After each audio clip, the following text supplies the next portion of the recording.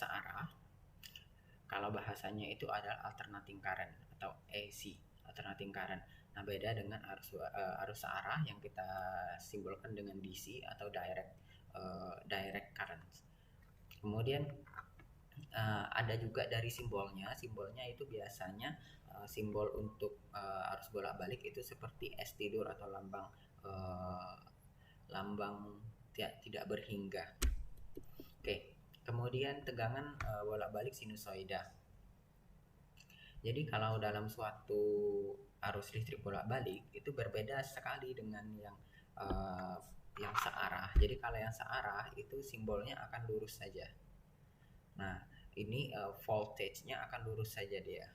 Nah, beda dengan kalau dia arus bolak-balik. Arus bolak-balik dia akan turun naik ke maksimal dan turun lagi ke titik maksimalnya. Nah, kemudian untuk fungsi umumnya atau fungsi tegangannya, jadi tegangan ini akan melalui suatu grafik yang dapat kita buat, suatu pola yang kita dapat buat menjadi grafik dengan perubahan terhadap waktu. Itu Vt sama dengan Vv sin omega T plus sigma 0. Nah, di mana omega itu adalah 2Vf atau 2V per T, di mana F ini adalah frekuensi dan T ini adalah periode. Nah, makanya kalau kita dalam hidup sehari-hari kita sering menjumpai adanya arus listrik itu 220 volt garis miring 50 Hz. 50 Hz itu apa? 50 Hz itu adalah frekuensinya. Itu menandakan bahwa dia adalah arus bolak-balik.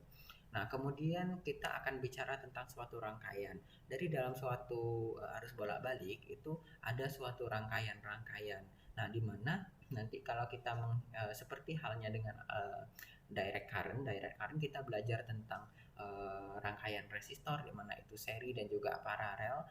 Nah, kemudian kalau kita bicara tentang alternating current itu juga ada rangkaiannya. Nah, rangkaiannya yang pertama itu adalah rangkaian RC. Rangkaian RC itu adalah rangkaian yang terdiri dari dua komponen, yaitu resistor dan juga kapasitor.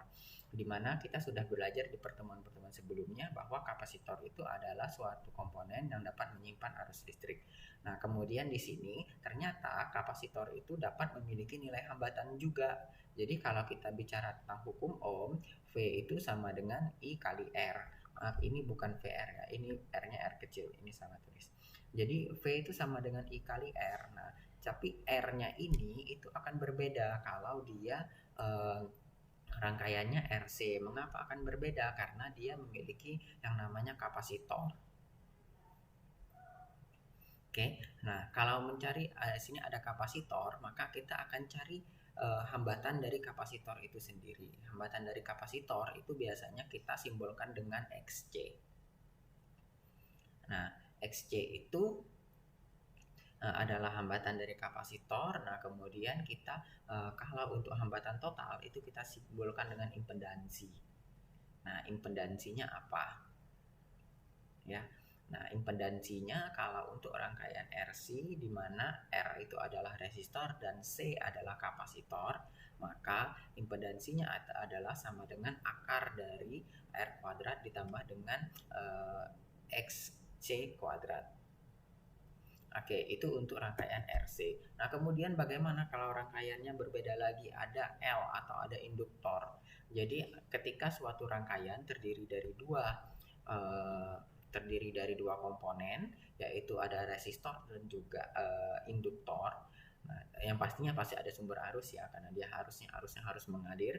Nah, di sini juga akan berbeda sedikit juga, di mana kalau tadi kita di sini kita XC yang tadi untuk kapasitor. Nah, di sini kita akan berbeda lagi.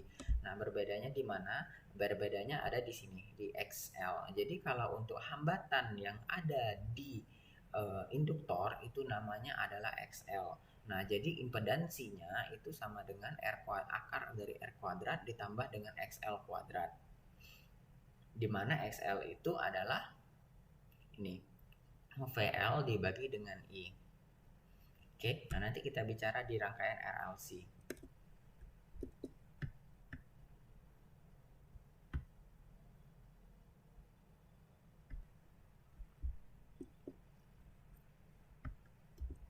Oke, kita masuk ke rangkaian RLC.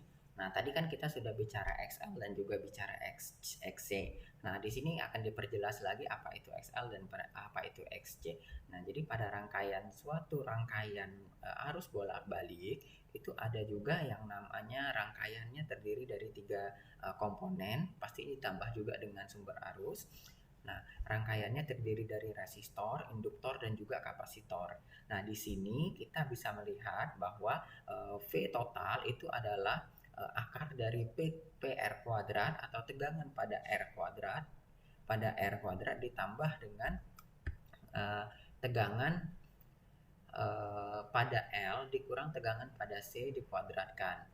Nah, untuk hambatan total atau impedansi total itu kita menggunakan Z sama dengan akar R kuadrat ditambah dengan LC min XC dikuadratkan.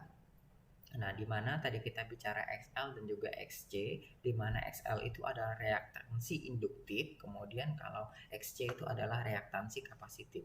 Jadi kalau yang untuk kapasitor namanya reaktansi kapasitif, dan juga kalau induktor itu reaktansi induktif.